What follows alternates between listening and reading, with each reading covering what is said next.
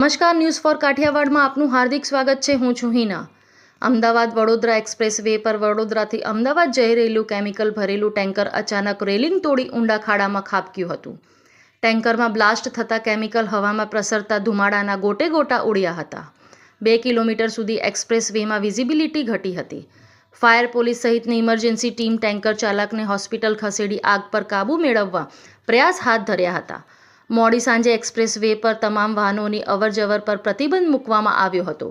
કેમિકલની અસરના કારણે 3 વ્યક્તિ બેભાન થતાં હોસ્પિટલ ખસેડાયા હતા, જ્યારે 4 ગામના લોકોનું સ્થળાંતર શરૂ કરાયું હતું. અકસ્માતની જાણ થતાં fire brigade, police, highway emergency patrolling સહિતની ટીમ તાત્કાલિક દોડી આવી હતી. ટેન્કર ચાલકને ઈજાઓ પહોંચી હોવાથી ટેન્કરમાંથી બહાર કાઢીને નડિયાદ સિવિલ હોસ્પિટલમાં સારવાર માટે ખસેડવામાં આવ્યો હતો. ધુમાડાના કારણે એક્સપ્રેસ વે પર 2 કિલોમીટર સુધી વિઝિબિલિટી ઘટી ગઈ હતી. ફાયરની ટીમે પાણીનો મારો ચલાવી આગને કાબૂમાં લેવા પ્રયત્નો હાથ ધરવામાં આવ્યા હતા. જોકે મોડી સાંજે વાહનોની અવરજવર માટે એક્સપ્રેસ વે પર સંપૂર્ણ પ્રતિબંધ મૂકવામાં આવ્યો હતો. બ્યુરો રિપોર્ટ, રંજીત સિસિંધવ, અમદાવાદ.